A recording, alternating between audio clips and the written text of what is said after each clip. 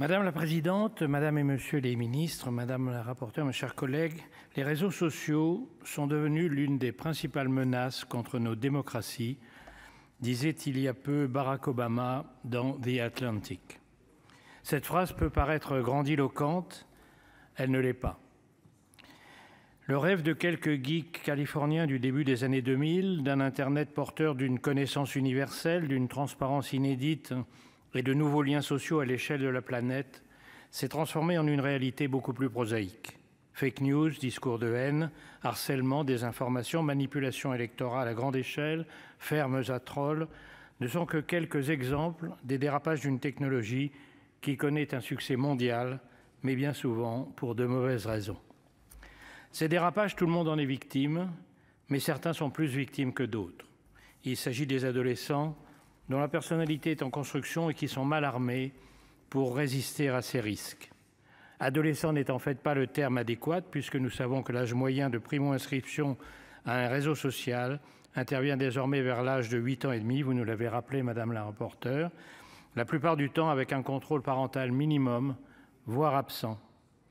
Depuis peu, un nouveau venu a rejoint Facebook, Twitter, Instagram et quelques autres.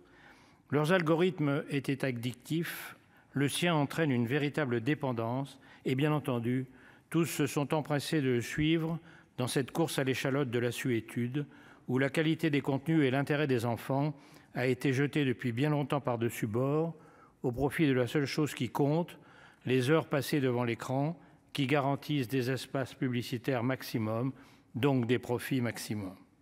Voilà quel est l'Internet des années 20 tel que nous l'a montré la commission d'enquête sur TikTok dont nous allons rendre les conclusions dans quelques jours. Le texte que nous examinons aujourd'hui, je voudrais en remercier Laurent Marcangeli.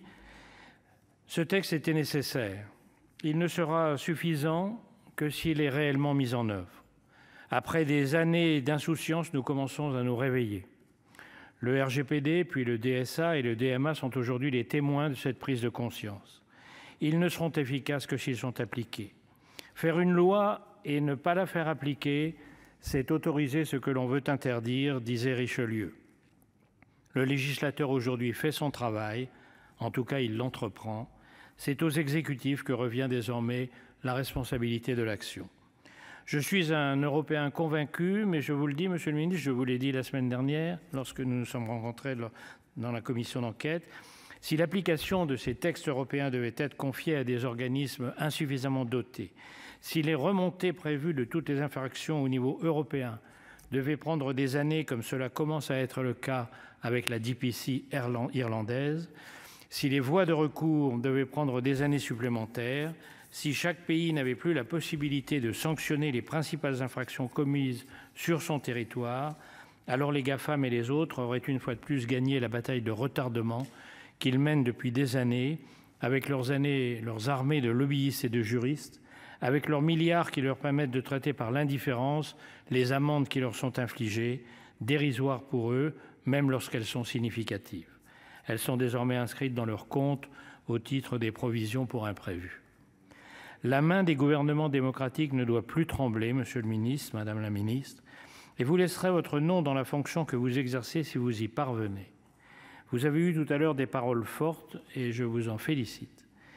Mais c'est sur les actes que vous serez jugé. Je le dis avec force, si les mesures de contrôle de l'âge des utilisateurs des applications ne sont pas strictes, si le contrôle par les États de la mise en place de mécanismes de surveillance réellement efficaces par les plateformes n'est pas réalisé et la menace de l'interdiction clairement exprimée, et si par conséquent les enfants de 8 ans comme les adolescents continuent à voir leur attention, la construction de leur psychisme et la réussite de leurs études compromises par des entreprises d'abrutissement et, pour utiliser le terme d'un chercheur, de crétinisme digital, alors nous aurons perdu la bataille de l'éducation, de l'instruction et de l'équilibre psychologique qui est déjà depuis des années bien mal engagé.